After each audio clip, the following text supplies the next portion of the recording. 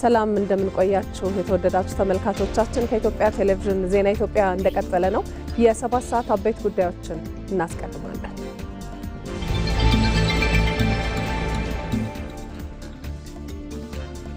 በኢትዮጵያ የመጣው ሀገራዊ ለውጥ የኢትዮጵያን የትርክት ስብራት የሚጠግን መሰረት ጥሏል።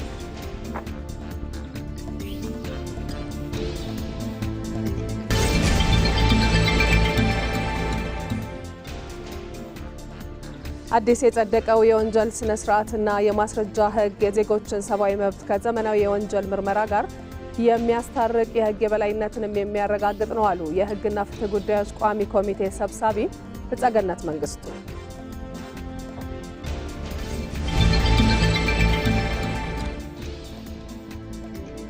ምርጫ በአስተማማኝ ሁኔታ እንዲከናወን የጸጥታና ደህንነት ተቋማት ሚና የላቀ ነው።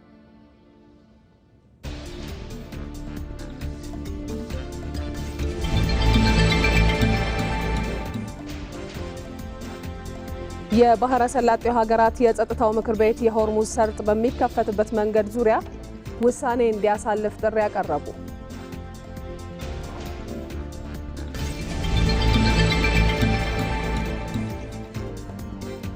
በስፖርት ዘገባችን በእንግሊዝ ሊካሄድ ቀነቀጠሮ የተያዘለት ተጠባቂው የከባድ ሚዛን የቡጢ ፍልሚያ በነገው ዕለት በዴሪክ ቺሶራና ዴንታይ ዋይልደር መካከል ይደረጋል።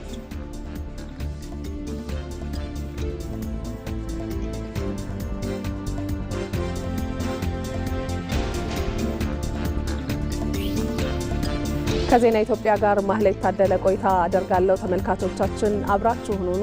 በተጨማሪ ደግሞ በያዝናቸው ጉዳዮች ላይ ለተጨማሪ መረጃ ሪፖርተር ጋብዘን ቆይታ እናደርጋለን። እንዲሁም እንግዳም እዚህ ስቱዲዮ ጋብዘን ጥያቄዎች የምንጠይቅበትንም ጉዳይ ይዘናል። በትናንትናው ዕለት ተሻሽሎ በጸደቀው የወንጀል ስነ ስርዓት ሕግ ዙሪያ ተጨማሪ ማብራሪያ እንዲሰጡን የፍትህ ሚኒስትር ዴኤታ የሆኑት አቶ በላይሁን ይርጋን እዚህ ስቱዲዮአችን ጋብዘናቸዋል። ከእሳቸው ጋር ቆየት ብለን ቆይታ እናደርጋለን። በሌላ በኩል የትግራይ ክልል የባለድርሻ አካላት አጀንዳቸውን ለሀገራዊ ምክክር ኮሚሽን አስረክበዋል። ይህንን ጉዳይ ሲከታተል የቆየው ደግሞ ሪፖርተራችን ሙሉ ግርማይ ነው። ቆየት ብሎ ሙሉ መረጃ ያጋራናል። አብራችሁን ሁኑ።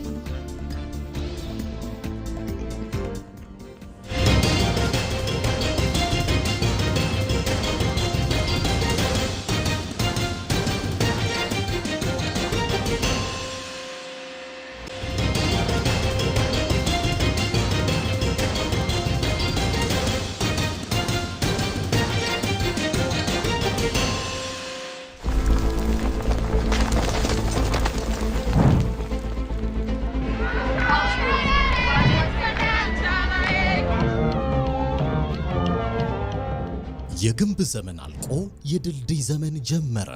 ህብረ ብሔራዊ አንድነት ተበሰረ።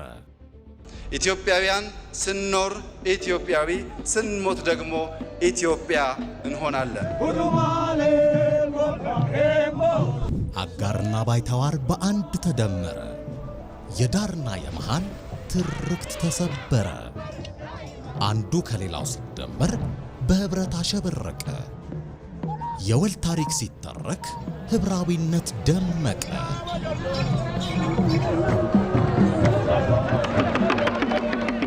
ለእያንዳንዱ ኢትዮጵያዊ ጣዕሙ ያንዳችን ለሌላችን ውበት፣ ያንዳችን ለሌላችን ክብር የሆነባትን ሀገር ኢትዮጵያ አንዱ ከፍ ሌላው ዝቅ ብሎ ሳይሆን ሁላችን እኩል ሆነን በወንድማማች አይን ተያይተን በመደመር እሳቤ የበለጸገች ኢትዮጵያን ለልጆቻችን እንድናሻግር አደራ ልላችሁ እወዳለሁ። ከዜና ኢትዮጵያ ጋር አብራችሁ ሁኑ ተመልካቾቻችን። ወደ ቀዳሚው ዘገባችን እናልፋለን። ፕሬዝዳንት ታዬ አጽቀሥላሴ ከቻይና ብሔራዊ ህዝባዊ ኮንፈረንስ ከፍተኛ ልዑክ ጋር በሁለትዮሽ እንዲሁም በቀጠናዊ ጉዳዮች ዙሪያ ውይይት አካሄዱ። በኢትዮ ቻይና መካከል ያለው ንግድና ኢንቨስትመንት እያደገ መምጣቱን አጽንኦት ሰጥተውበታል። የሁለቱ ሀገራት አመራሮች እውቅና ሰጥተዋል። የቻይና አፍሪካ ትብብር ፎረም ውስጥ ያሉትን 10 ኢኒሼቲቮች በተለይም በአራቱ ዓለም አቀፍ ኢኒሼቲቮች ማለትም በመንግስት አስተዳደር፣ በደህንነት፣ በቴክኖሎጂና በልማት ዙሪያ ያለውን ግንኙነት ለማጠናከርም ስምምነት አድርገዋል። በኢንቨስት ኢትዮጵያና በዲጂታል ኢትዮጵያ ላይ ቻይና በቁርጠኝነት እየተሳተፈች ትገኛለች። ሀገራቱ ቀጠናዊና ሀገራዊ ጉዳዮች ላይ በትብብር ለመስራት ያላቸውን ቁርጠኝነት አረጋግጠዋል። በሀገራቱ የ10 ዓመት የልማት እቅድ መሰረት ቻይና በመሰረተ ልማት ግንባታ በተለይም በኢትዮ ጅቡቲ የባቡር መስመር ግንባታ ለኢትዮጵያ እያደረገች ያለው ድጋፍ የሚመሰገን ነው ሲሉ ፕሬዝዳንት ታዬ ተናግረዋል። ተለዋዋጭ በሆነው የባለ ብዙ ወገን ዲፕሎማሲ የኢትዮ ቻይና ግንኙነት እየተጠናከረ መምጣቱ የሀገራቱን ስትራቴጂካዊ አጋርነት ያሳያል መባሉን የዘገበው ሪፖርተራችን ቶማስ ኃይሉ ነው።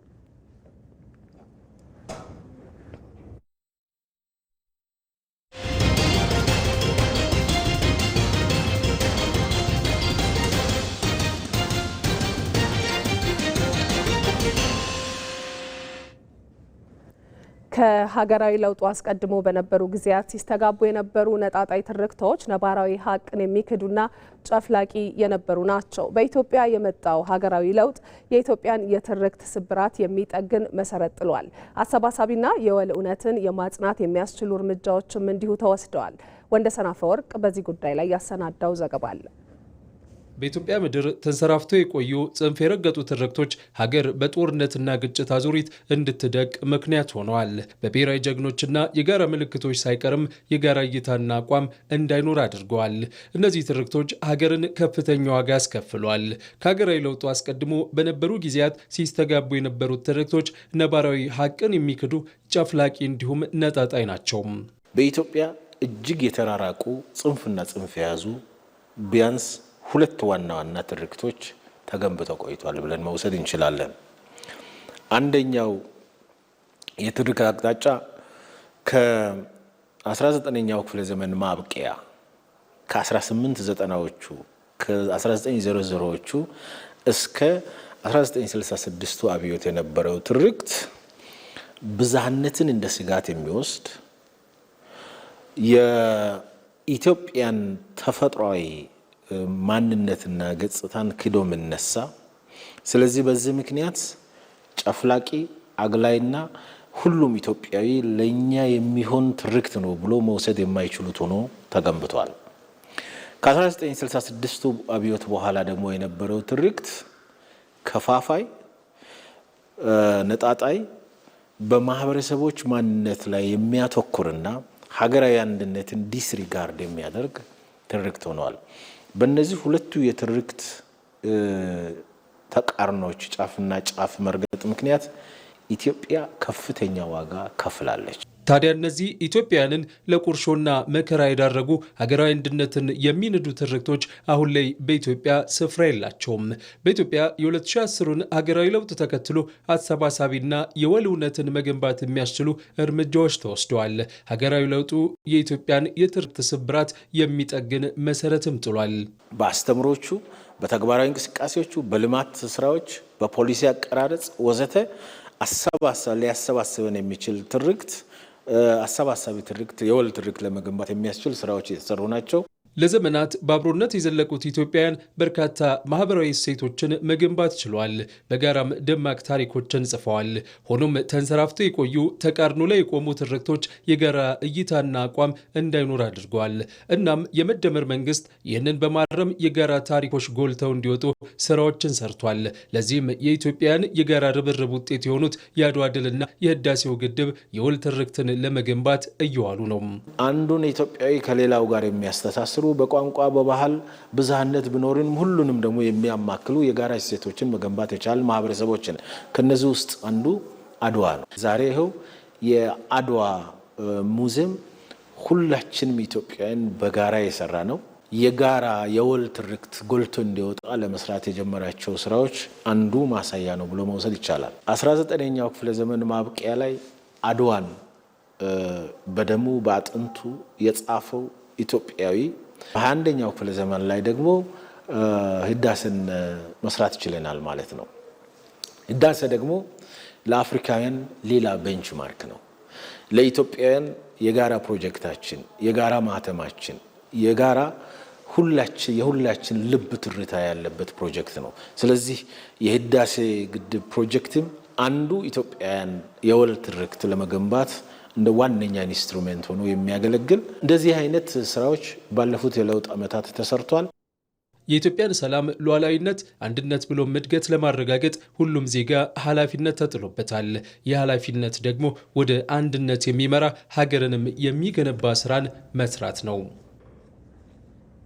የለውጡ መንግስት ህዳሴን ከማጠናቀቅ አንስቶ የተለያዩ አዳዲስ ሜጋ ፕሮጀክቶችን እውን የማድረግ አቅምን ፈጥሯል። ኢትዮጵያ በለውጡ መንግስት መመራት ከጀመረች ወዲህ ብዙ ዳግማዊ አድዋዎችን መፍጠርም ችላለች። ይመራደም ተጨማሪ አለው። ውጥኑን ሊያከሽፉት ለነበሩት ሀገራዊ ለውጡ መጥቶባቸዋል። ወዲህ ደግሞ ግዙፉን ፕሮጀክት ከወደቀበት ለማቃናት የለውጡ መንግስት ደርሶለታል። የታላቁ ህዳሴ ግድብ ከለውጡ 8 ዓመታት በፊት በዝምታ ተውጦ የግንባታው ሂደት መድረሻው ወደማይታወቅ አዘቅት በግዙፉ ፕሮጀክት ይጠበቅ የነበረው ግዙፍ ተስፋም ወደ ኩስመና ሰኔና ሰኞ ተገጣጥመውበት በብዙ አስተዳደራዊ ብልሽቶች የተስፋ ጭላንጭሉ እየራቀ በውዝግቦችና በተጓተቱ የግንባታ ሰንሰለቶች መተብተብ ለውጥ ከመከሰቱ የመደመር መንግስት ከመምጣቱ በፊት ኢትዮጵያ በታላቁ ህዳሴ ግድብ የነበራት መልክ ይህ ነው። የታላቁ ህዳሴ ግድብን ከሞት አፋፍ መልሶ ለብርሃን ለማብቃት የዛሬ 8 ዓመት በሀገራዊ ለውጡ የተወሰዱት ስር ነቀል እርምጃዎች በፕሮጀክቱ ላይ አዲስ ህይወት ዘርተዋል። የነበሩት ውዝግቦች ተፈተው የሙያዊ ብቃትና የሀገር ፍቅር ስሜት እንዲቀድም በመደረጉ ዛሬ ያ የቆመ ይመስል የነበረ ተራራ ዳግም ነቅቶ የኢትዮጵያን ብርሃን የመሻት ህልም በልህ አስጨራሽ ጉዞ አብስሯል። አሁን የኢትዮጵያ መልክ በህዳሴ ታሪክ ተቀይሮ በግርማ ሞገስ ቆሞ ጨለማን በብርሃን ያሸነፈ የመጋቢት 24ቱ የለውጥ ፍሬ ይህ ሆኗል። ትልቅ ጫና ነበር። እንግዲህ በዓለም አቀፍ ደረጃ የአባይ ወይም የታላቁ የህዳሴ ግድብ ኢትዮጵያዊ ማንነት የመቻል ኢትዮጵያዊ ማንነት አንድነትን፣ ህብረትን በራስ አቅም፣ በራስ ችሎታ፣ በራስ ገንዘብ ተባብሮ እንዲህ አይነቱን ታላቅ ፕሮጀክት እውን የማድረግን የዘመኑ ወይም የክፍለ ዘመኑ አንድ የታሪክ ክስተት ነው። ኢትዮጵያ እኛ እያለን አባይ አይገነባም፣ አባይ የሚገነባው እኛ ጠፍተን በመቃብራችን ላይ ነው የሚሉትን የታሪካዊ ጠላቶቿን እሳቤና አቋምን የሰበረችው በዚሁ በለውጡ ዓመታት ነው። ቀደም ሲል ለዓመታት ይጓተቱ የነበሩ ፕሮጀክቶች ዛሬ በወራትና በጥቂት ዓመታት ውስጥ ተጠናቀው ለአገልግሎት መብቃታቸው ኢትዮጵያ ወደ አዲስ የአስተሳሰብና የሥራ ከፍታ መሸጋገሯን ያበስራሉ። ከእንጦጦ ፓርክ እስከ አንድነት፣ ከወዳጅነት እስከ አድዋ ድል መታሰቢያ ድረስ እንዲሁም በተለያዩ ክልሎች የተገነቡ ፕሮጀክቶች የኢትዮጵያን የስልጣኔ ታሪክ ከዘመናዊነት ጋር አቆራኝተዋል። በአዲስ አበባና በተለያዩ የኢትዮጵያ ከተሞች የተተገበረው የኮሪደር ልማት የሀገርን ገጽታ በአጭር ጊዜ ውስጥ የቀየረ የሚሰሩ እጆች ውጤት ነው። ቀን ከሌሊት ሳይለይ 24/7 የተከናወነው የኮሪደር ልማት በጥራትና በፍጥነት ያማረ ከተማን መስራት አዲሱ ብሔራዊ መለያችንም ሆኗል። ዛሬ የተቀረጹ ትልልቅ ሜጋ ፕሮጀክቶች ወደፊት ኢትዮጵያ በሚገባት ቦታ ላይ ከፍ ብላ እንድትቀመጥ የሚያደርጓት ናቸው። ይሄ ከተማ ኮሪደር የኢንዱስትሪ ዴስቲኔሽን ስራው ከባድ ነገር ነው። ከባድ ነገር ለውጥ እያመጣ ነው ማለት ነው። በግብርናውም ቅድም እንዳደሳውለ የመዳበሪያ ፋብሪካው የአርሶ አደራችን የአድዋ ድል ጋር የማይተናነስ የምግብ ሉዓላዊነታችን ራስንን ለመቻል የምናደርገው የዘመናችን አናዘር ቨርዥን ኦፍ አድዋ ነው ማለት ነው። እሱ ይሄ ልማት አንደኛ ኢትዮጵያ ከለማኝነት ይሄ ታላቅ ሀገር በመደመር መንግስት እየታከመች ነው። በለውጡ መንግስት መመራት ከጀመረች ወዲህ ኢትዮጵያ ብዙ ዳግማዊ አድዋዎችን መፍጠር ችላለች። ህዳሴ ግድብን ማጠናቀቅ፣ በስንዴ ራስን መቻል፣ ለ100 ዓመታት ተዳፍኖ የኖረውን የተፈጥሮ ጋዝ ማውጣት፣ የማዳበሪያ ፋብሪካ ግንባታ ማስጀመርና ሌላም ግዙፍ የልማት አብዮት። አሁን የኢትዮጵያን የብልጽግና ጉዞ ማንምና ምንም ሊያስቆመው አይችልም። መጀመር፣ መጨረስ፣ ከዚያ ሌላም መቀጠል ብቻ። እያንዳንዱን ዜጎቻችንን ካሉበት የድህነት አረንቋ አውጥቶ ወደሚገባቸው የብልጽግናና የልማት ደረጃ እስኪደርሱ ድረስ እኔና እናንተ የሚጠበቅብን መትጋት፣ መስራት እና መጨረስ ብቻ ነው። ለውጡ ያለፉትን የሀገር ስብራቶች የሚጠግን ዛሬን የሚዋጅና የነገውን የኢትዮጵያ ጉዞ የሚያቀና ነው። ይህ እንዲቀጥል ደግሞ የሚያስፈልገው ኢትዮጵያውያን የለውጡን ፍሬዎች ማጎምራት፣ ለውጡ የሚያጋጥመውን ፈተናዎች ደግሞ መርታት። ለዘመናት በኢትዮጵያውያን ስለ ልቦና ላይ ተጭኖ የቆየው አንችልም የሚለው የሽንፈት ደመና ተገፎ የህዳሴው ግድብን ጨምሮ ግዙፍ ፕሮጀክቶችን ዳር በማድረስ አዲስ የእንችላለን መንፈስና የስራ ባህል ተገንብቷል። ኢትዮጵያ ፕሮጀክቶችን በመጀመር ብቻ ይታወቅ ከነበረው የቀድሞ ታሪኳ ተላቃ በአጭር ጊዜ ኮሪደር ልማቶችንና ግዙፍ ግንባታዎችን በማጠናቀቅ አዲስ የታሪክ ምዕራፍ እየጻፈችም ትገኛለች። መሐመድ አልቃድር ዝርዝር አለው። ቢሮ ስንመጣ የኢትዮጵያ ጂዲፒ 58-59% ዕዳ ነው። ዕዳ መሆኑ ሳያንስ በርካታ ፕሮጀክቶች ቆሞ ተጨማሪ ሀብት ይፈልጋሉ። በአንድ በኩል ፕሮጀክቶች መጨረስ፣ በሌላ በኩል ዕዳ መቀነስ የሚባል አደገኛ ሸክም ነው የወደቀብን። አንድ ወቅት ነበር በዚች በጥንታዊት ምድር ላይ ግዙፍ ህልሞች ተወልደው ሳይራመዱ የሚቀሩበት። በየከተማውና በየገጠሩ ግማሽ አካላቸው የተገነባ ዝገት የበላቸው ብረቶችና አቧራ የለበሱ የግንባታ መሳሪያዎች በየሜዳው ይታዩ ነበር። እነዚህ የቆሙ ፕሮጀክቶች ለኢትዮጵያውያን የግንባታ ቦታዎች ብቻ አልነበሩም፣ አንችልም የሚለውን ስር የሰደደ የስነ ልቦና ስብራት መገለጫዎችም እንጂ። ዜጎች ፕሮጀክቶች ሲጀመሩ በደስታ ይመለከታሉ፣ ነገር ግን መቼ ይሆን ይጠናቀቁ የሚለው የዘወትር ጥያቄያቸው ነበር። ተስፋ መቁረጥ እንደ ጉም በሀገሪቱ ሰማይ ላይ ሰፍኖ የቆየበት ዘመንም ነበር። ነገር ግን ታሪክ የሚቀየረው በአንድ ጽኑ ውሳኔ ነው። የኢትዮጵያ ሰማይ ላይ የነበረው ያ የማይቻል የሚመስለው ደመና መገፈፍ የጀመረው በዓለም ፊት አይሳካም ተብለው ሲተነበይበት የነበረው የህዳሴ ግድብ የውሃ ሙሌትን አጠናቆ ተርባይኖቹ እንዲህ መሽከርከር ሲጀምሩ ነው። ይህ እውን የሆነው ደግሞ የመደመር መንግስት ወደ ኃላፊነት እንደመጣ ሳይውል ሳያድር ለነበሩት ትብታብ ማነቆች መፍትሄ አስቀምጦ ዳር ማድረስ በመቻሉ ነው። ያ ግዙፍ የግድብ ግንብ ከኮንክሪት በላይ የሆነ ትርጉም አለው። እያንዳንዱ የተተከለ ብረት፣ የፈሰሰው ሲሚንቶና የኢትዮጵያውያን የላብና የደም ጠብታ ለዘመናት ኢትዮጵያን አስሮ የነበረውን የድህነትና የሽንፈት ሰንሰለት የሚበጥስ መዶሻ ሆነ። ግድቡ ሲቆም አብሮ የቆመው የኢትዮጵያውያን ኩራትና የእንችላለን እምነት ነው። ይህ ፕሮጀክት የቴክኒክ ድል ብቻ ሳይሆን የሀገር የሞራል ተንሳይ የሆነ የመደመር ትውልድ ግብር ነው።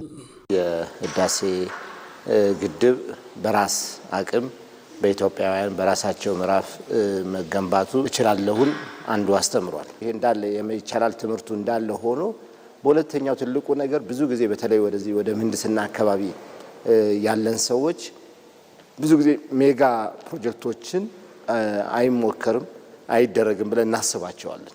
ከዛ የተነሳ አነስተኛ ከፍ ሲል መካከለኛ ግድቦችን እና እንደዚህ አይነት ነገሮችን ነው ለመስራት የምንነሳሳው። ግን ይሄንን አንድ የመስራት መቻላችን ሌላ በርካታ ጠንካራ ሜጋ ፕሮጀክቶችን መስራት እንደምንችል ያስተምረናል። አንዴ የይቻላል በር ከተከፈተ በኋላ ፍጥነቱ ሊገታ አልቻለም። ትላንት በአቧራና በጭቃ ይታወቁ የነበሩት የከተማ ጎዳናዎች ወደ ዘመናዊ የኮሪደር ልማቶች ተቀየሩ። ዓመታት ይፈጃሉ የተባሉ ፕሮጀክቶች በወራት ተጠናቀው ለህዝብ አገልግሎት ክፍት መሆን ጀመሩ። ይህ አዲስ የሥራ ባህል ሀገሪቱን አዳረሳት። ከኢንዱስትሪ ፓርኮች እስከ ስንዴ ማሳዎች፣ ከሰፋፊ አውራ ጎዳናዎች እስከ ቱሪስት መዳረሻዎች ድረስ አንድ የሚያመሳስላቸው ነገር አለ፣ ጀምሮ መጨረስ። ትላንት ሰበብ ይደረደርባቸው የነበሩ የፋይናንስና የአስተዳደር ችግሮች ዛሬ ታሪክ ሆነዋል። ዛሬ ላይ ኢትዮጵያውያን ወደ ኋላ ተመልሰው ሲመለከቱ የሚያዩት የፈረሰውን አይቻልም የሚለውን የድሮ ግንብ ነው። አሁን የሚታየው አዲስ ማንነት የትውልድ ፕሮጀክቶችን መጀመር ብቻ ሳይሆን ዳር ማድረስን እንደ ግዴታ የሚቆጥር ስለመሆኑ ማሳያዎች ያለፉት 8 ዓመታት ላይ የተከወኑ ተግባራት ናቸው። የናይሳካም ፕሮጀክቶች ታሪክ ሆነዋል። አሁን የምናየው እያንዳንዱ ህንፃ፣ እያንዳንዱ መንገድ፣ እያንዳንዱ የኃይል ማመንጫ ለዓለም የኢትዮጵያ የዝገት ዘመን ማብቃቱንና የስራና የስኬት ዘመን ጅማሮን ያበስራሉ። ወርቆች ካወጣን፣ ጋዝ ካወጣን፣ እርሻ ከተስፋፋ፣ ኢንዱስትሪው አሁን እንደጀመርነው ካደገ፣ ሁላችን የምንተጋ ከሆነ፣ ከተሞቻችን ካሸበረቁ ካማሩ፣ ቱሪስት መሳብ ከቻል ኢትዮጵያ ጌታ ነች ማለት ነው። ጌቶች የምትባል ሀገር። ይህ ጉዞ የግንባታ ብቻ አይደለም፣ የሰው ልጅ መንፈስን የማደስ ጉዞም ነው። ኢትዮጵያ ዛሬ ላይ የቆመችው እንችላለን በሚለው ጠንካራ የህዝብ እምነት ላይ ነው። ትላንት በህልም የታሰቡት ዛሬ በእጅ ተጨብጠዋል። የለውጡ መንግስት የቆሙትን የማጠናቀቅ ጀምሮ የመጨረስና የይቻላል ድል የጻፈበት የ8 ዓመታት ጉዞ ወደ ሌላ አዲስ ምዕራፍ ሊሸጋገር በአዲስ የባቡር ሐዲድ ላይ ተሳፍሯል። ትናንት በህልም የነበሩ ዛሬ ግን ዓለምን እያስደመሙ ያሉ ድንቅ ሥራዎች። እኛ እኮ የታደልን ነን። በገበታ ለሸገር አዲስ ውበትን ለብሰናል። በገበታ ለሀገር የተፈጥሮ ምስጢራችንን ገልጠናል። አሁን ደግሞ በገበታ ለትውልድ ለነገው ትውልድ የማይጠፋ አሻራና ታሪክ እያኖርን ነው። ይህ የእኛ ስኬት የጋራ ኩራታችን ነው። ዓለም አይኑን ወደኛ አዙሯል። ኢትዮጵያ የቱሪዝም ቀዳሚ መዳረሻ ሆናለች። የወጣቶቻችን ትጋት የሀገራችን ብርሃን። ኢትዮጵያ የተፈጥሮ ምስጢር፣ የትውልድ ኩራት።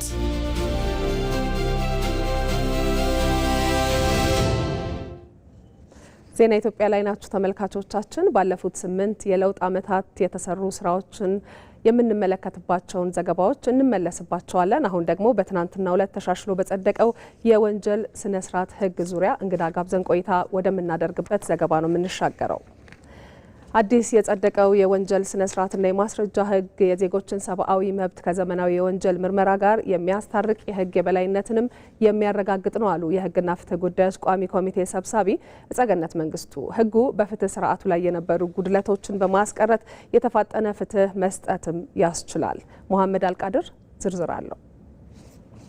በ1954 ዓ.ም የጸደቀውና ላለፉት 6 አስርት ዓመታት 3 ህገ መንግስታትንና የተለያዩ የመንግስት አስተዳደር ስርዓትን ያሳለፈው የወንጀል መቅጫ ስነ ስርዓት ህግን የተካው አዲሱ የወንጀል ስነ ስርዓትና የማስረጃ ህግ የዜጎችን ሰብአዊ መብት ከዘመናዊ የወንጀል ምርመራ ጋር የሚያስታርቅና የህግ የበላይነትን የሚያረጋግጥ መሆኑን በህዝብ ተወካዮች ምክር ቤት የህግና የፍትህ ጉዳዮች ቋሚ ኮሚቴ ሰብሳቢ እጸገነት መንግስቱ ተናግረዋል። አዲሱ ህግ ዘመናዊ የፍትህ አሰጣጥን ከመብት ጋር አጣጥመው ፍትህ ያሰፍናል ያሉት የቋሚ ኮሚቴው ሰብሳቢ ይህ የወንጀል ስነ ስርዓትና የማስረጃ ህግ በማረሚያ ቤት ቆይተው ፍርድ ቤት ነጻ የሚላቸው ዜጎች የካሳ ክፍያ ስርዓትን ያካተተ ሲሆን ረቂቅ ህጉ ዘመኑን የዋጀ መሆኑን አስረድተዋል። ለብዙ ዓመታት ከ10 ዓመት በላይ የማርቀቅ ስራው ሲሰራ ነበረ። ኢትዮጵያ ውስጥ በህግ እውቀታቸው አንቱ የተባሉ ሰዎች የተሳተፉበት በማርቀቅ ሂደት ላይ ሰፊ ስራ የተሰራበት ሁኔታ ነው ያለው። ምናልባትም የፍትህ ሚኒስቴር የማስተባበር ሚና የነበረው ሲሆን በርካታ በሀገራችን ውስጥ ያሉ የህግ ሙያተኞች እንዲሳተፉበት ተደርጎ የተሰራ ስለሆነ በጣም የተሻለ መድብል ነው፣ የህግ መድብል ነው ብሎ ለማለት የሚቻል ነው ማለት ነው። በርካታ ጊዜ ረቂቁ በዚህ ሁኔታ ከቆየ በኋላ ምክር ቤት በ2013 ዓመተ ምህረት መስከረም ላይ ቀድሞ የነበረው ምክር ቤት የመጣበት ሁኔታ ነው ያለው። ቀድሞ የነበረው ምክር ቤት ለ1 ዓመት ያህል በዝርዝር ሲመለከተው ቆይቶ ሰፊ ከመሆኑ የተነሳ ሊደርስ ባለመቻሉ ነው አሁን ላለው ምክር ቤት ለ2014 የተሻገረው ማለት ነው። የድሮው ህግ በንጉሱ ስርዓት ዘመን ቴክኖሎጂ፣ ማህበራዊ ለውጦችና የሰብአዊ መብት አያያዞች በተለወጡበት ዘመን የተፈጠረ የፍትህ ስርዓት በመሆኑ ከዛሬው የዲጂታል ማስረጃ ስርዓቶችና ዘመናዊ የጥቃት አይነቶች ጋር የሚነጻጸር ባለመሆኑ ይህ ህግ የፍትህ ማሻሻያ እንዲደረግበት ግድ ሆኗል። በዚህ በአዲሱ ህግ የተጠርጣሪዎች መብት ጥበቃና የፍትህ ስርዓቱ ፈጣን እንዲሆን የሚያደርግ ሲሆን ከእውነታ ጋር የተጣጣመ ፍትህንም ለመስጠት ያስችላል። አዲሱና ዘመናዊው ይህ ህግ ጊዜ ተወስዶበት የተሰራበትና የተወካዮች አስተያየትም በከፍተኛ ደረጃ የተሰጠበት መሆኑ ተመላክቷል። የተሰራው ምንድነው? አሁን ያለው ምክር ቤት በዚህ ህግ ላይ ግንዛቤው የለውም።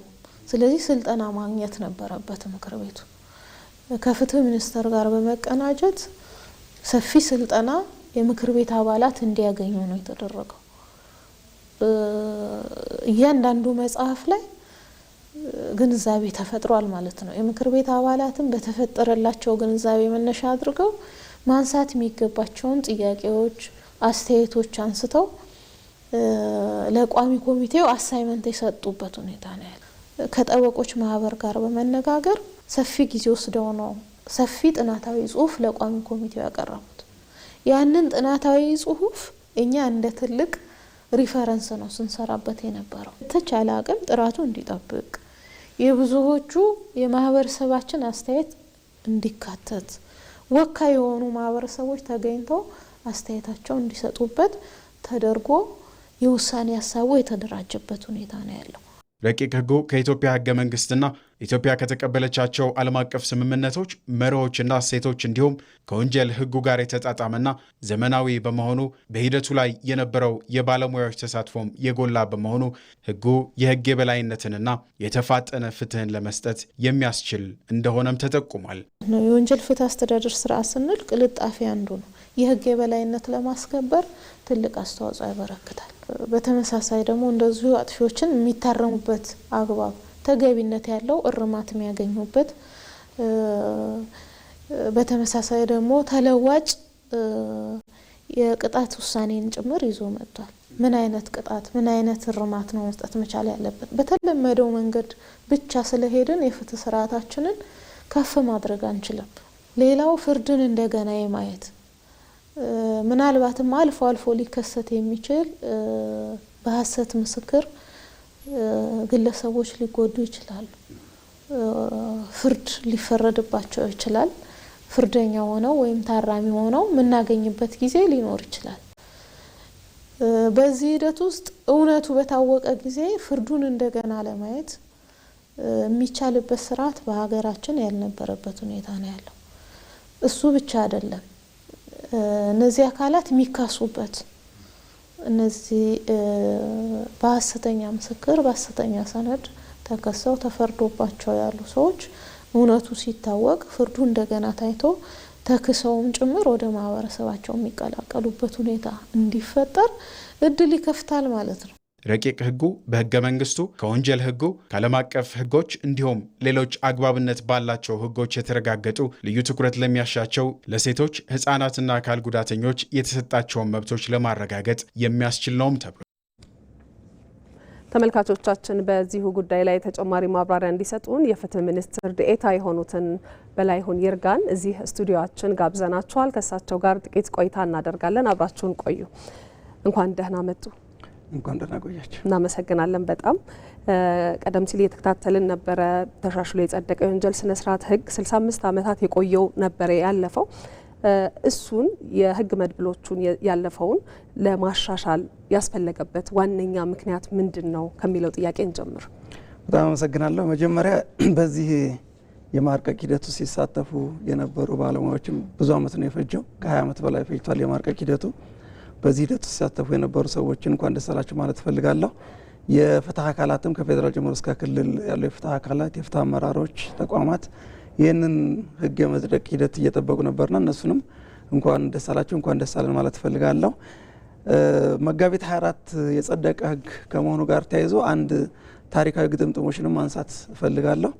የ1954ቱ የወንጀለኛ መቅጫ ስነ ስርዓት ህግ የጸደቀው ጥቅምት 23 1954 ነው። ይሄ ማለት የንጉሱ የጃንሆይ 31ኛ ዓመት የንግስና ዓመታቸው የሚከበርበት ዕለት ነበርና የዛሬው የወንጀል ህግ ስነ ስርዓትና የማስረጃ ህግ እንዲሁ የጸደቀው መጋቢት 24 2018 ነው። ይሄ ማለት የክቡር ጠቅላይ ሚኒስትራችን 8ኛ ዓመት የንግስና ዕለት መሆኑን ማየት እንችላልና ይሄኛው የተለየ ግጥምጥሞሽ አለው። በእርግጥ እንዲህ አይነት ህጎች ያው ከሪፎርም ጋር ሀገራዊ ለውጥ ጋር ተያይዘው የሚመጡ መሆናቸው ነው። በእርግጥ እንደተባለው ነው። ዞሮ ዞሮ ግን እነዚህ ታሪካዊ ግጥምጥሞች ያው በታሪክ የሚነሱ የሚወሱ ይሆናል። የወንጀል ህግ ስነ ስርዓትና የወንጀል ህግ ስነ ስርዓት እና የወንጀለኛ መቅጫ ስነ ስርዓት ህግ ለምን ተሻሻለ፣ ምንድን ነበሩ ክፍተቶች የሚለውን ግልጽ ለማድረግ የወንጀል ህግ ስነ ስርዓት በአጠቃላይ የስነ ስርዓት ህጎች የሚወጡት የወንጀል ህጎችን ለማስፈጸም ነው። መሰረታዊ ህጎች ያስፈልጋሉ። ይሄኛው ስነ ስርዓት ህግ ነው።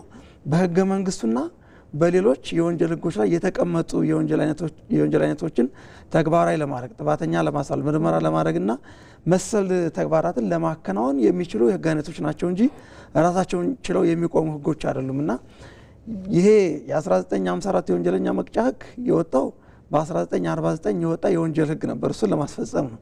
ይሄ በ1949 የወጣው የወንጀል ህግ በ1997 ተሻሽሏል። እሱ ቢሻሻልም ይሄኛው ግን አልተሻሻለም፣ ማስፈጸሚያው አልተሻሻለም እና አንዱ ምክንያት ይሄ ነው። ሊያስፈጽምበት ያሰበውን የወንጀል ህጉን የተሻሻለ በመሆኑ እሱን አሁን በአዲስ የወንጀል ህግ የተካተቱ ነገሮችን ለማሻሻል ለማስፈጸም በሚያስችል መልኩ መሻሻል ነበረበት። አንደኛው ምክንያት እሱ ነው። ሁለተኛው ህገ መንግስቱ መሰረታዊ የሚባሉ የሰብአዊ መብቶችን አካቶ የወጣ ነው። ከተጠርጣሪ ሰዎች፣ የተያዙ ሰዎች፣ የተከሰሱ ሰዎች ማስረጃ አሰባሰብ ጋር ተያይዞ በርካታ ድንጋጌዎችን አካቷል። እሱ ያካተታቸውን ነገሮች በዚህ በስነ ስርዓት ህጉ አያውቃቸውም።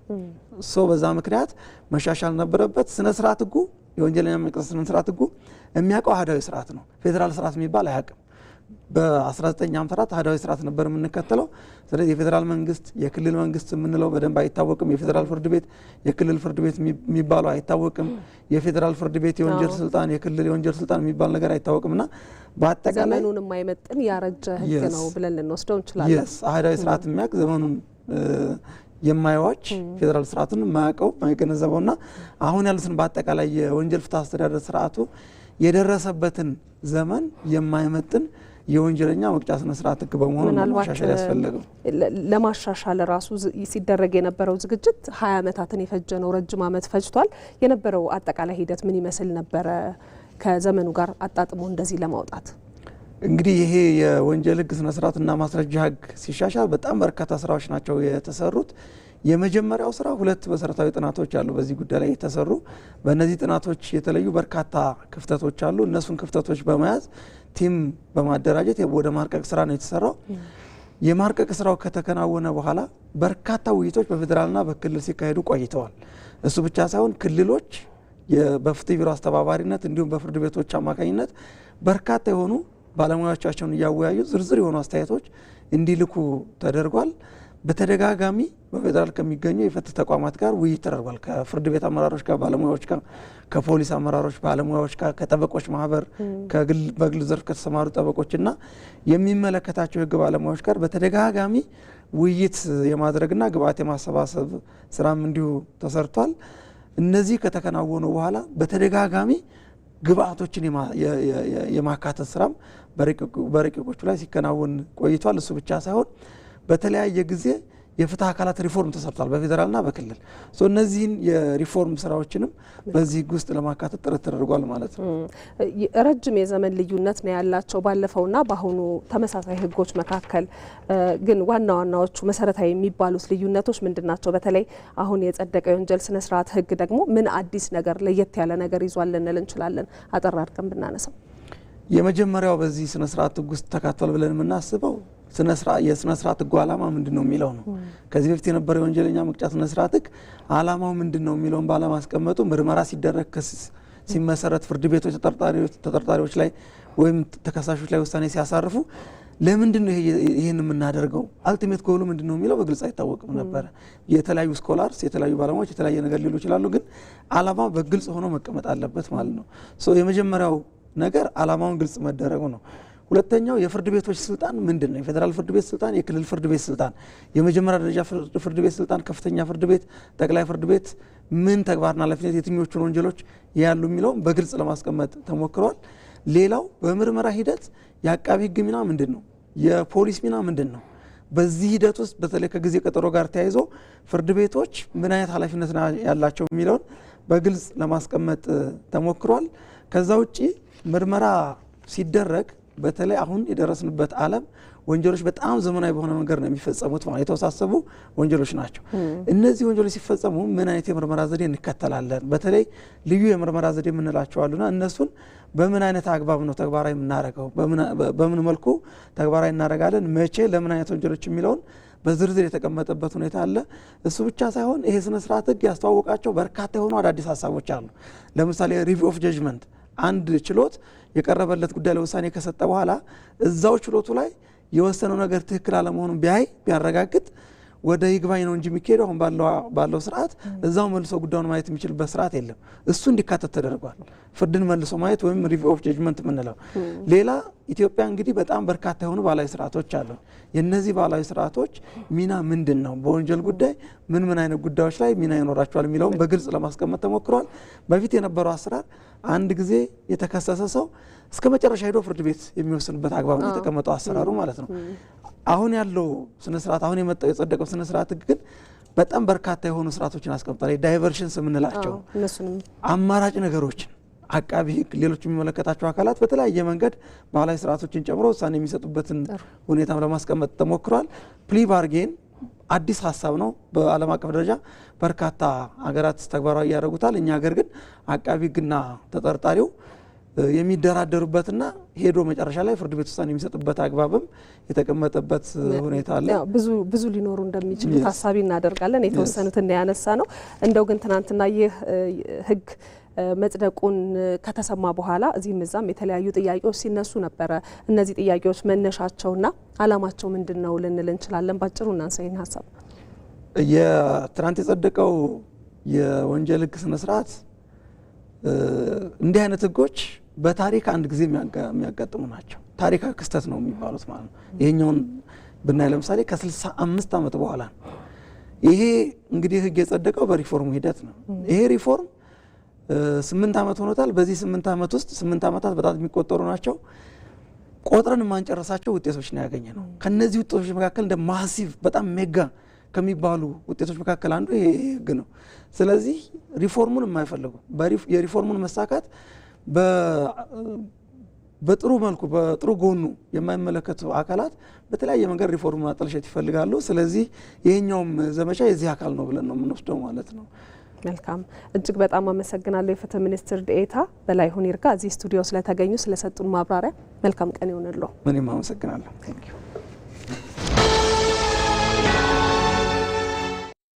ለሁሉም እኩል የተሰጠ አንድ ጸጋ አለ፣ ጊዜ። የተሰጡትን በሚገባ የሚጠቀሙት ግን ጥቂቶች ናቸው። ዘመናዊነት ማለት ራስን ከዘመኑ ጋር ማራመድ እንጂ ሌላ አይደለም። የኢትዮጵያ ንግድ ባንክ 24 ሰዓት አገልግሎት የሚሰጥ ስማርት ቅርንጫፎችን ከፍቷል። ይህን ወሳኝ የባንክ አገልግሎት ምዕራፍ ከሚያስተዋውቁት ከመጀመሪያዎቹ መሃል መሆኔ ደስታ ይሰጠኛል። ደንበኞች በስራ ሰዓት ስራቸው ላይ ቆይተው ረጋ ብለው 24 ሰዓት ወደሚሰሩት ስማርት ቅርንጫፎቻችን መጥተው ፈጣን አገልግሎት ሲያገኙ እርካታቸውን ፊታቸው ላይ ያለው። በአዲስ አበባ በቦሌ፣ በአብይ፣ በተፈራ ደግፌ፣ በኤርቱ ለቦ፣ በአራዳ ጊዮርጊስ እንዲሁም በመስቀል ስኩዌር ስማርት ቅርንጫፎቻችን ሂሳብ ከመክፈት ዓለም አቀፍና የሀገር ውስጥ የመገበያያ ካርዶችን አዘው በደቂቃ ውስጥ እስከ መቀበል፣ ማንኛውንም የገንዘብ መጠን ገቢ ከማድረግ ቼክና የውጭ ሀገር ገንዘቦችን እስከ መበንዘር ማንኛውንም የባንክ አገልግሎት ራስዎን በቀላሉ በሚያስተናግዱባቸው ማሽኖች ወይንም እንደኔ በድምፅና በቪዲዮ በሚያግዙ የባንክ ሰራተኞች በኩል ያገኛሉ። በነገው የባንክ አሰራር ላይ ዛሬ ስለምናገለግሎት ደስ ይለናል። የኢትዮጵያ ንግድ ባንክ ሁሌም የሚተማመኑበት ባንክ።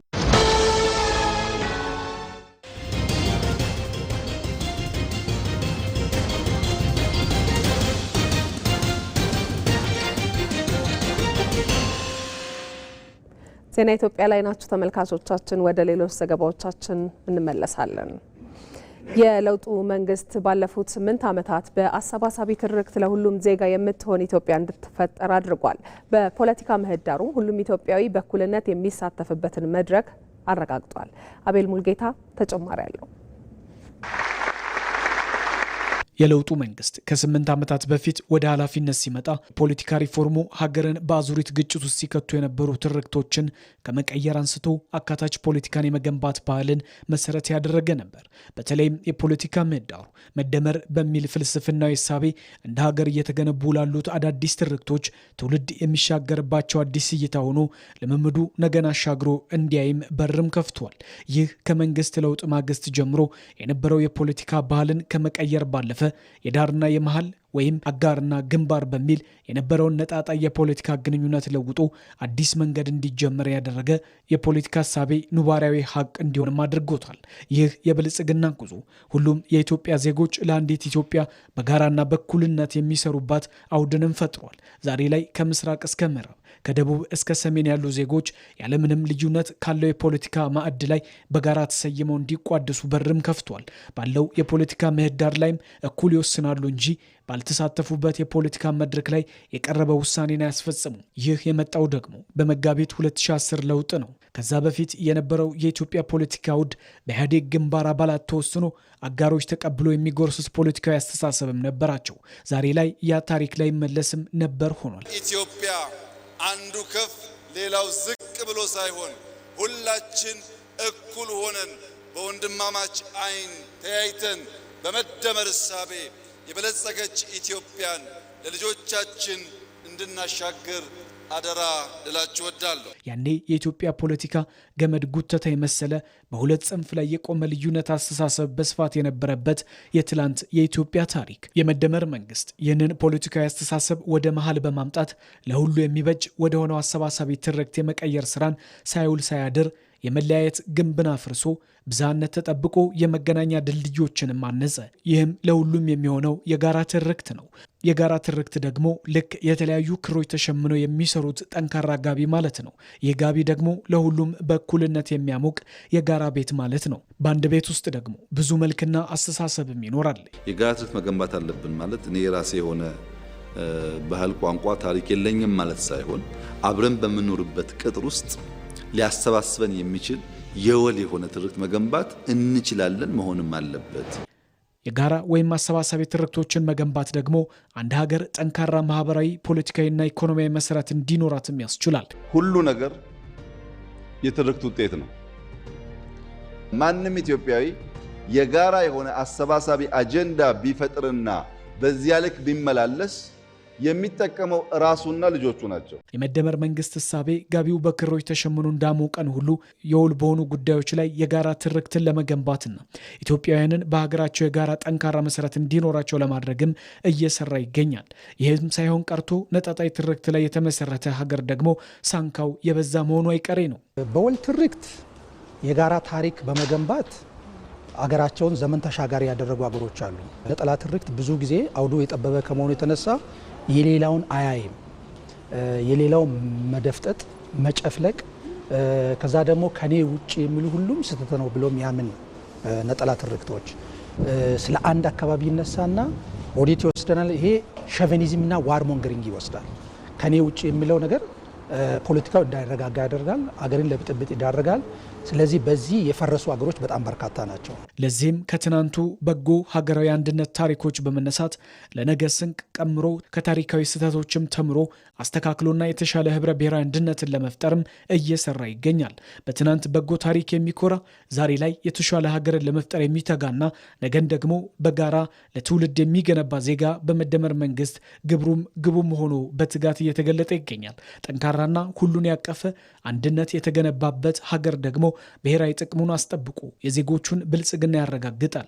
ነገን በጋራ ያለማል። የበይ ተመልካችነትም ላይመለስ ተሰናብቶ የጋራ ሀገርን ድርና ማግ ሆኖ ለመስራት መጋቢት የወለደው መደመራዊ ፖለቲካ አዲስ ፍኖትን ይዞ የነገን የፖለቲካ አብሮነት ሌማት ምሉ ለማድረግ በሌላ መጋቢት ደጅ ላይ ቆሟል።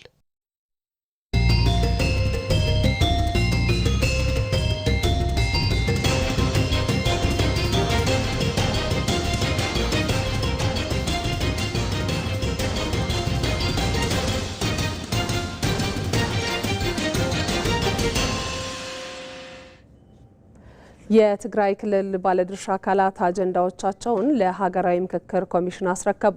የአጀንዳ ማሰባሰብና የሀገራዊ ምክክር ጉባኤ የተሳታፊዎች ልየታ ለ3 ቀናት በአዲስ አበባ ተካሂዷል። በዛሬው ዕለትም የባለድርሻ አካላቱ የመጀመሪያ ዙር የአጀንዳ ርክክብ ስነ ስርዓት ተከናውኗል። በዚህ ጉዳይ ላይ ተጨማሪ መረጃ የሚሰጠን ሪፖርተራችን ሙሉ ግርማይ ነው፣ በቀጥታ መስመራችን ላይ ይገኛል። ሙሉ እንዴት ቆይተሃል? የትግራይ ክልል የባለድርሻ አካላት የመጀመሪያ ዙር የአጀንዳ ማሰባሰብ መድረክ አጠቃላይ ገጽታው ምን ይመስል ነበር? መልካም ማህሌት እንግዲህ እንደሚታወቀው የሀገራዊ ምክክር ኮሚሽን በ11ዱም ክልሎች ከወረዳ ጀምሮ አሳታፊ በሆነ መልኩ አጀንዳዎችን መሰብሰቡ ይታወቃልና ቀሪው ደግሞ የትግራይ ክልል ነበረ። እንግዲህ በትግራይ ክልል በዛው በስፍራው በአምስቱም ዞኖች በትግራይ ውስጥ በሚገኙ ማዕከላት ላይ የአጀንዳ ማሰባሰብ ስራውን ለመስራት አቅዶ ቢሆንም ነገር ግን ሳይሳካ ቀርቷል። ወደ 22 የሚደርሱ ውይይቶችንም ከዚህ ቀደም ከተለያዩ ባለድርሻ አካላቶች በማድረግ በትግራይ ክልል አስቻይ ሁኔታ እንዲፈጠር የተለያዩ ጥረቶች ሲደረጉ ነበር። ይህ ባለመሳካቱ ምክንያትም አስቻይ ሁኔታ በትግራይ ክልል እስኪፈጠር በዚህ በአዲስ አበባ የትግራይ ክልል ባለድርሻ አካላቶች የመጀመሪያ ዙር መድረክ የአጀንዳ ማሰባሰብ እንግዲህ ከመጋቢት 23 እስከ ዛሬ ድረስ ለ3 ቀናት የቆየ የመድረኩም ተካሂዷልና እንግዲህ ባለው አጠቃላይ ሂደት ውስጥ በመድረኩ ላይ ወደ 700 የሚሆኑ ተሳታፊዎች ናቸው የተገኙት። ከዚሁ ከአዲስ አበባና ከአዲስ አበባ ውጭ 400 የሚሆኑ ከትግራይ ክልል ደግሞ የመጡ ወደ 300 የሚጠጉ ተሳታፊዎች ናቸው በዚህ በመድረኩ ላይ የተገኙት። እንግዲህ አጠቃላይ የነበረውም ድባቡንም ስንመለከት በተረጋጋ መንፈስ እንግዲህ ሲመክሩ እንደነበረ ነው። ይህን 3ቱን ቀናትም በቡድን ሆነው ሲመክሩ የነበሩትን አጀንዳዎችን በማዋቀርም በዛሬው ዕለት ለሀገራዊ ምክክር ኮሚሽን ርክክብ አድርገዋል። እንግዲህ አጠቃላይ የነበሩትም አጀንዳዎችም አንገብጋቢ የሚባሉ የትግራይ ክልል ጥያቄዎችን ጨምሮ እንዲሁም ደግሞ በሌሎችም የክልሎች ሲነሱ የነበሩ ሀገራዊ የሆኑ ህገ መንግስታዊና አስተዳደራዊ የሆኑ ጉዳዮችም እንደተነሱ ነው እንግዲህ የተጠቀሰው። ባለው አጠቃላይ ሂደት ውስጥ እንግዲህ በቀጣይ በትግራይ ክልል ያሉ ሌሎች ባለድርሻ አካላትን እንግዲህ ከማካተት አንጻር አመቺ ሁኔታ ሲፈጠር የአጀንዳ ማሰባሰቡ ቀሪ ስራውም በትግራይ ክልል ሊቀጥል እንደሚችል ነው የሀገራዊ ምክክር ኮሚሽን ያስታወቀው። ማህሌት ሙሉ ለመረጃው እናመሰግናለን። መልካም ቀን ይሁንልህ።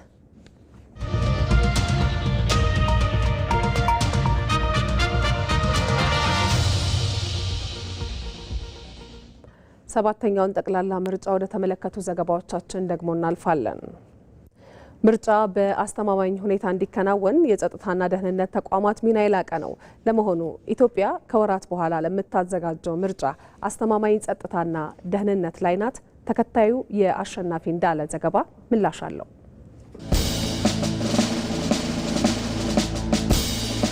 የተሰጣቸው ልዩ ትኩረት ሪፎርምና የሰው ኃይል ዘመኑን የዋጁበት የቴክኖሎጂ ዝማኔ መዳረሻው ጠንካራ ሀገረ መንግስት መገንባትና በስልጣን መቀየር ውስጥም የኢትዮጵያ ደጀን ሆነው እንዲዘልቁ ማድረግ ነው። ይህ ምኞትና ውጥን ደግሞ ዛሬ በእርግጥም ፍሬውን እያሳየ መጥቷል። ኢትዮጵያ በዚህ የሀገር ጉዳይ ግድ በማይሰጣቸው ጽንፈኞች፣ በዚያ ደግሞ የጀመረችው የእድገት ጉዞና መስመርን ለማደናቀፍ እንቅልፍ በሌላቸው ጠላቶቿ እጅ ስር አልወደቀችም። ለዚህ ደግሞ ምክንያቱ ጠንካራ የጸጥታና ደህንነት ተቋማትን ፈጥር ያለው የሚለው መግለጫዋ ከቃል ገለጻ በላይ መሻገሩ ነው። የሴኩሪቲ ሴክተር ሪፎርሙ በማቋረጥ ሁኔታ እየተካሄደ ነው። ባለፉት 5 ዓመታት ደግሞ ሌላ ከፍታ ላይ የደረሰ ነው። በተግባርም በተለያየ ፈተና ውስጥ ያለፈና ራሱን ያጠናከረ ሄደ ነው ያለው። ስለዚህ በየተቋማት ያለው አቅም ብቻ ሳይሆን ተቋማቱ ከሳይሎ ሜንታሊቲ ወይም ከተከፋፈለ አስተሳሰብ ወጥተው ተደምረው አገራዊ ደህንነትን ማረጋገጥ በሚመለከት የፈጠሩት ባህል ለቀጣይ ስራችን እጅግ በጣም ከፍተኛ ነው።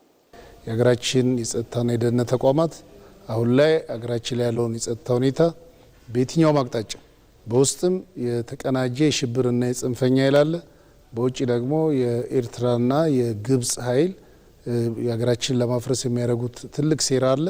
አሁን ላይ ደግሞ በጎረቤት ሀገራት ሱዳንም በብዙ መልኩ የሀገራችን ሰላም በሚያውክ መልኩ የሚያደርጉት እንቅስቃሴ አለ። እነዚህን ጭምር ተገንዝቦ ይህንን በየትም መልኩ የሀገራችን ሰላምና ደህንነት በማደፈርሱና ለማፍረስ በማይችሉበት ደረጃ እንዲደርስ ማድረግ የቻለው ይህ የጸጥታና የደህንነት ኃይል ስለሆነ በተለይ ደግሞ ለሕዝባችን ትልቅን እምነት የፈጠረ የራሱ ተቋም መሆኑን አረጋግጦ ህብረተሰቡ በቅርበት የሚያግዘውና የሚደግፈው ተቋም ሆኖ የሀገሪቷን ሰላም በማረጋገጥ ትልቅ ስራ እየሰራ ነው ያለው። ይህ በጋራ እቅድና መመሪያ የሚከናወነው የጸጥታና የደህንነት ስራ እንደ ምርጫ ባሉ የዴሞክራሲያዊ ስርዓቶች ላይ ደግሞ የሚያበረክተው ሚና የላቀ ነው። የጸጥታና የደህንነት ተቋማቱ ገለልተኛና ኢትዮጵያን የሚመጥኑ ሆነው መገንባታቸው ምርጫውን ለማደናቀፍ ጥረት የሚያደርጉ ጸረ ሰላም ኃይሎችን እኩይ ሴራ የሚያከሽፍ ነው። ህዝባችን በምርጫና በምርጫ ብቻ መንግስት ይመሰረታል የሚለውን ሀሳብ ለማንጸባረቅ ከምን ጊዜውም በላይ በጉጉት ወጥቶ ካርዱን ከማንም ጊዜ በላይ በተጠናከረ ሁኔታ አሁንም በቀሪ ቀናቶች 2-3 ቀናቶች ውጤታማ የሆነ ምዝገባና የካርድ እንዲያወጣ በማድረግ ህዝቡ የሚፈልገው ፓርቲ በምርጫና በምርጫ ብቻ ይመርጣል። በመንግስት ሌጂቲሜት የሆነ መንግስት በምርጫና ምርጫ ከምርጫ ኮሮጆ ብቻ ሌላ አማራጭ በሙሉ ዝግ። በሁሉም የምርጫ ክልሎች የምርጫ ጣቢያዎች ቁሳቁሶች ደርሶ ተመዝግቦ ህዝቡ በሰላማዊ መንገድ ይህንን እየፈጸመ ነው ያለው። ስለዚህ እንደ ክልላችን በሁሉም የምርጫ ክልል ምንም ችግር የለውም።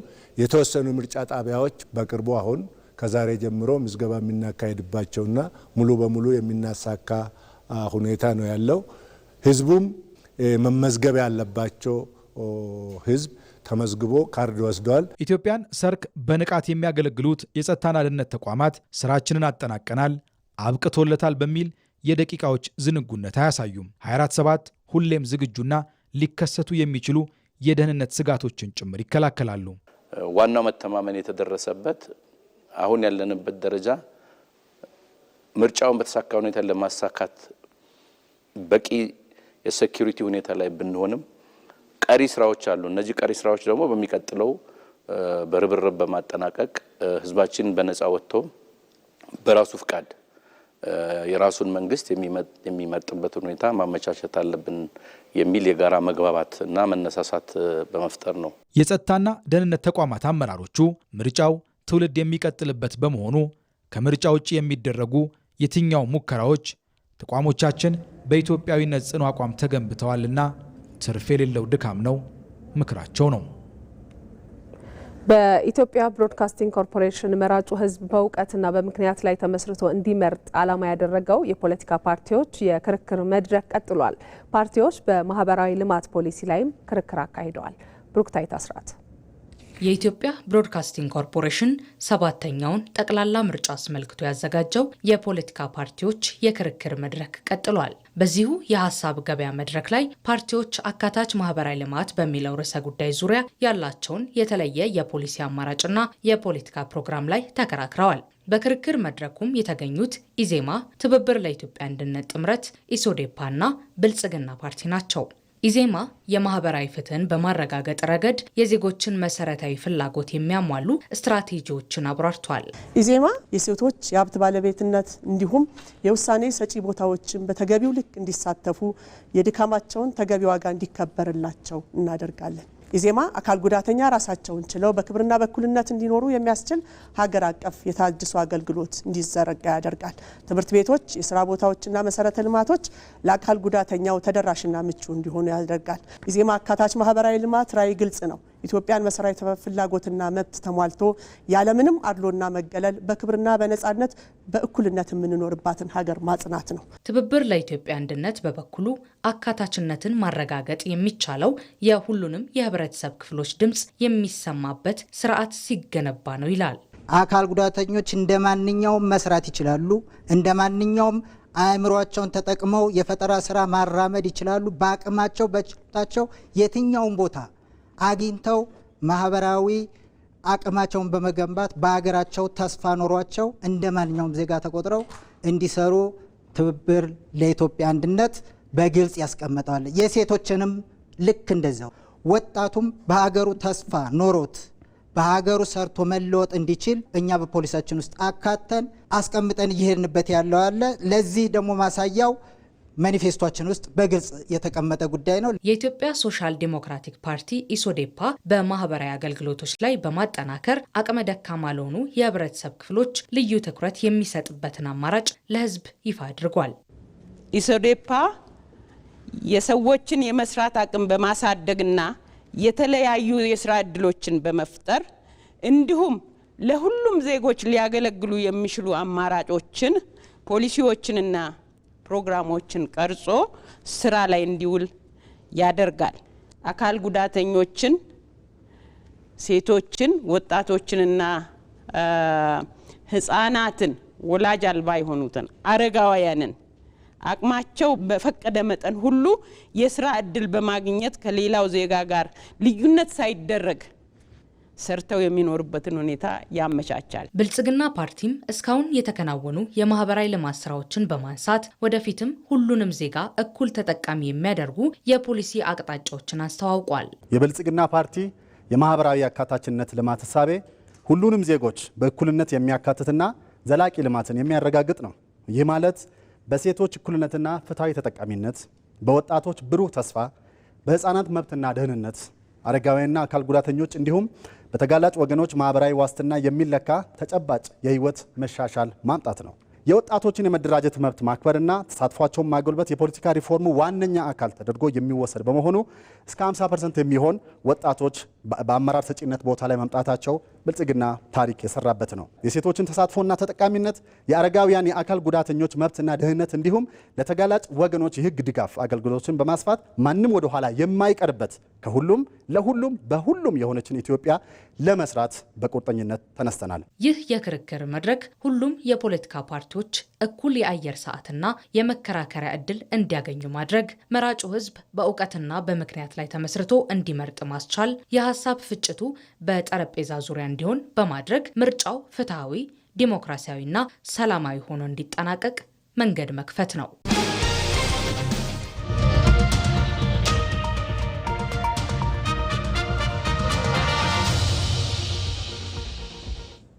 ወደ ውጭ ዘገባችን እናልፋለን። የባህረ ሰላጤው ሀገራት የጸጥታው ምክር ቤት የሆርሙዝ ሰርጥ በሚከፈትበት መንገድ ዙሪያ ውሳኔ እንዲያሳልፍ ጥሪ አቀረቡ። ምክር ቤቱ ጉዳዩን ዛሬ ሊመለከት ቀነ ቀጠሮ ይዟል። የመካከለኛው ምስራቅ ጦርነት ከፍተኛ የመሰረተ ልማት አቅሞችን ኢላማ አድርጎ ዛሬም ተባብሶ ቀጥሏል። ነጻነት ፍቅሩ በመካከለኛው ምስራቅ ሰማይ ስር የሚታየው የሚሳኤል ድምጽና ጭስ ዛሬም አልተገፈፈም። አሜሪካና እስራኤል በጋራ በመሆን ከኢራን ጋር የገቡት ጦርነት ከመቼውም ጊዜ በላይ የተካረረ ይመስላል። ዓለም ትንፋሿን ዋጥ አድርጋ አይኖቿን ወደ ዋሽንግተን፣ ቴልአቪቭና ቴሄራን አድርጋለች። ምክንያቱም የዚህ ጦርነት ትኩሳት በመካከለኛው ምስራቅ ብቻ የቀረ ሳይሆን የዓለምን ፖለቲካዊና ኢኮኖሚያዊ ጓዳ እያንኳኳ በመሆኑ ነው።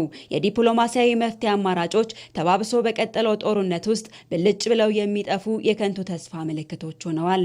አሜሪካ በድርድር መፍትሄ እንዲመጣ እየሰራን ነው ብትልም በተግባር ግን በድርድር ጠረጴዛው ላይ አለመኖሯና የኢራን ምንም ድርድር የለም ባይነት ሂደቱን የጨለማ አድርጎታል። በዋሽንግተንና በቴህራን መካከል ያለው የቆየ የጥል መጋረጃ አንዱ የሌላውን የሰላም ጥሪ እንደ ስልታዊ ማታለያ እንዲመለከተው አድርጎታል። በሌላ በኩል እስራኤል ለህልውና የስጋት ነው የምትለውን የኢራን የኒኩለርና የሚሳኤል አቅም መክታት ካልተረጋገጠ ወደ ድርድር ለመምጣት ፈቃደኛ አለመሆኗ የሀገራቱን ቀጥተኛ ንግግር ይበልጥ ውስብስብ አድርጎታል። ለድርድር ከመቀመጥ በላይ እርስ በርስ የሚደረጉ ጥቃቶች ጨምረዋል። የቃላት ውርወራውም እየተካረረ መጥቷል። ትላንት የአሜሪካው ፕሬዝዳንት ዶናልድ ትራምፕ አሸንፈናል፣ ኢራንን ወደ ድንጋይ ዘመን እንመልሳታለን ማለታቸውን ተከትሎ ኢራን አጸፋዊ ጥቃቶችን በአሜሪካና በእስራኤል ላይ ለመፈጸም መዘጋጀቷን የተናገሩት የኢራን ወታደራዊ ቃል አቀባይ ኢብራሂም ዞልፋጋሪ ናቸው። ቃል አቀባዩ የአሜሪካ ወዳጅ የቀጠናው ሀገራትም ጥቃቱ አይቀርላቸውም ብለዋል። አምላክን በመታመን ይህ ጦርነት እስክትዋረዱ እስክትወድቁ በእርግጠኝነት እስክትጸጸቱና እጅ እስክትሰጡ ድረስ ይቀጥላል። እስካሁን ከደረሰባችሁ ከባድና ጠንካራ ድብደባ የበለጠና የሰፋ አውዳሚ አጸፋ ጠብቁ። በጦርነቱ የሆርሙዝ ሰርጥ በከፊል ተዘግቷል። የዳፋው ሰንሰለት ከአካባቢው አልፎ እስከ ዓለም ጓዳም ዘልቋል። የዚህ ጦርነት ጠባሳ በየሀገሩ የኑሮ ውድነትና የደህንነት ስጋት ሆኖ ብቅ ብሏል። በተባባሰው ጦርነት የባህረ ሰላጤው ሀገራት በሆርሙዝ ሰርጥ ላይ የተባበሩት መንግስታት ድርጅት ጣልቃ ገብነትንም ጠይቀዋል። ሉዓላዊነታችንን፣ የግዛት አንድነታችንን፣ ዜጎቻችንንና ነዋሪዎቻችንን ለመጠበቅ አስፈላጊውን እርምጃ ሁሉ እንወስዳለን። የገልፍ ሀገራት ጦርነትን አይሹም። ይልቁንም የጸጥታው ምክር ቤት አስፈላጊ እርምጃዎች እንዲወስድ እንጠይቃለን። አንደኛው በገልፍ ሀገራት ላይ የሚሰነዘሩ የኢራን ጥቃቶች በአስቸኳይ እንዲቆሙ፣ ሁለተኛ በሁሉም ስልታዊ የውሃ መስመሮች ላይ የባህር ላይ ኮሪደሮች እንዲጠበቁ እንዲሁም ያልተቋረጠ የባህር ላይ ጉዞ እንዲረጋገጥ ይህንን ለማሳካትም አስፈላጊው እርምጃ እንዲወሰድና ቀጠናዊ ደህንነትን ለማጠናከርና ተጨማሪ ውጥረቶችን ለመከላከል ከኢራን ጋር በሚደረጉ ማናቸውም ውይይቶች ወይም ስምምነቶች ውስጥ የገልፍ ሀገራት እንዲካተቱ እንጠይቃለን። በባህረ ሰላጤ አካባቢ ያለው መረጋጋት የቀጠናው ጉዳይ ብቻ ሳይሆን የዓለም ኢኮኖሚ ስራውን እንዲቀጥል ለማድረግና አስከፊ የኢነርጂ ቀውስን ለመከላከል ዓለም አቀፋዊ አስፈላጊነት አለው። ከዚህ ባሻገር ግን የተባበሩት መንግስታት የጸጥታው ምክር ቤት ዛሬ ባህሬን ባቀረበችው ሀገሮች የሆርሙዝ ሰርጥ ደህንነትን ለማስጠበቅ ሁሉንም አስፈላጊ የሆኑ የመከላከያ መንገዶችን እንዲጠቀሙ የሚያስችል ሀሳብ ላይ ድምጽ ሊሰጥ ቀነ ቀጠሮ ስለመያዙም ተሰምቷል። የአሜሪካው ፕሬዝዳንት ዶናልድ ትራምፕ በሰርጡ መዘጋት ዙሪያ አጋሮቻቸውን ሲተቹ ነበር። ጉዳዩ ያሳሰባቸው ከ40 በላይ የሚሆኑ ሀገራት በብሪታንያ ሰብሳቢነት ሰርጡን እንደገና ለማስከፈት በበየነ መረብ ስብሰባ አካሂደዋል። ሀገራቱ የትኛውን አማራጭ እንደሚከተሉ ባይታወቅም ሰርጡ እንዲከፈት ግን ከስምምነት ላይ ስለመድረሳቸው ተገልጿል።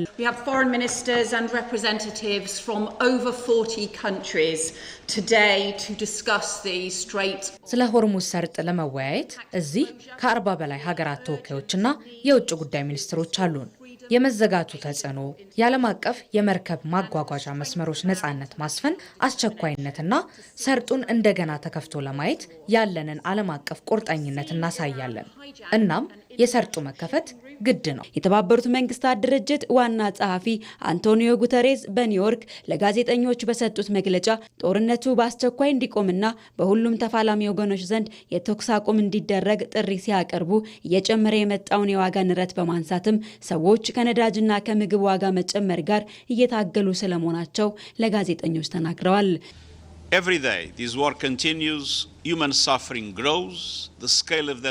በዚህ በእያንዳንዱ ቀን ይህ ጦርነት ሲቀጥል በሰዎች ላይ የሚደርሰው ስቃይ ጨምሯል።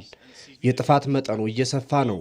ንጹሐንን ያለየ ጥቃት እየተበራከተም የሲቪል መሰረተ ልማቶች ኢላማ እየተደረጉና የዓለማችን አደጋዎች እየጨመሩ እየሄዱ ነው። የእስራኤል ተደጋጋሚ የአየር ጥቃቶችና የኢራን ወታደራዊ ምላሽ የሰላሙን በር ጥርቅም አድርገው የዘጉትም ይመስላሉ። የፖለቲካ ተንታኞች በአንድ ነገር ይስማማሉ።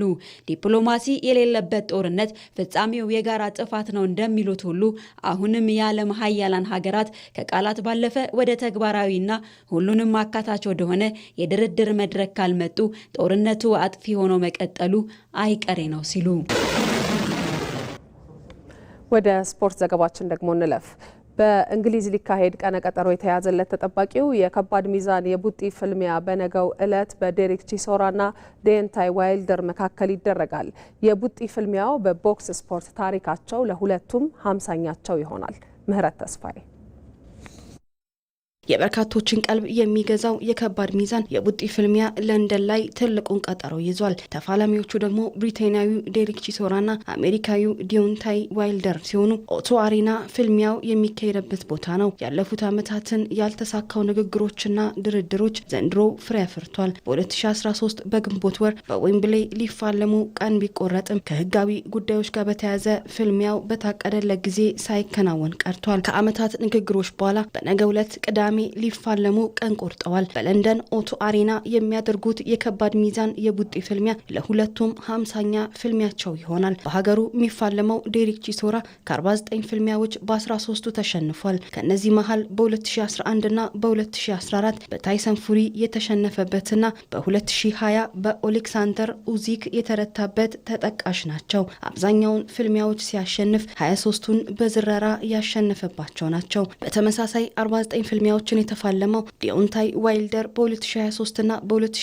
በተከታታይ በጆሴፍ ፓርከር እና በዜሊ ዣንግ ተሸንፏል። ከ2015 እስከ 2020 የWBC ሻምፒዮን የነበረው ዋይልደር የሚሰነዝራቸው ቡጢዎች ኃይልና ፍጥነት መቀነስ በተደጋጋሚ ተነስቷል። ከነዚያ ጊዜያቶች በኋላም የቡጢኛው አቋም መውረድ በተደጋጋሚ ተነስቷል። ከተሸነፈባቸው 4 ፍልሚያዎች መሃል በታይሰን ፉሪ የተሸነፈበት ሌላኛው ፍልሚያ ነው። ካደረጋቸው 49 ፍልሚያዎች 43ቱን በዝረ ድረራ ያሸነፋቸው ናቸው። በነገው ዕለት ከሚካሄደው ፊልም ያስቀድሞ በነበራቸው ጋዜጣዊ መግለጫ ትኩረትን በሳበ መልኩ በቦታው ተገኝተዋል። የ42 ዓመቱ ብሪቴናዊ ዴሪክ ቺሶራ በወታደር ታንክ እንግሊዛዊን ፖለቲከኛ ፍራጅን ከጎኑ አድርጎ ከስፍራው ደርሷል። ይህ የቡጢ ፍልሚያ የመጨረሻው እንደሚሆን የተናገረው ቺሶራ ከጅምሩ ፈጣን ፍልሚያ እንደሚሆንና 12 ዙሮችን ፍልሚያው እንደማይጓዝ ተናግሯል።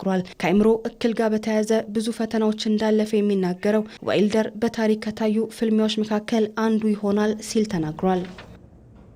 ተመልካቾቻችን ዜና ኢትዮጵያ በቃ። ከኛ ጋር ቆይታችሁን ስላደረጋችሁ እናመሰግናለን። ማህሌት ታደለ ከዳይሬክተራችን አስራት ንጉሴ ከዜና ኢትዮጵያ አዘጋጅ መታሰቢያ ደረጀና ከመላው የስቱዲዮና የስርጭት ባለሙያዎች ጋር በመሆን ቆይታ አድርጌያለሁ። በሰላም ዋሉ።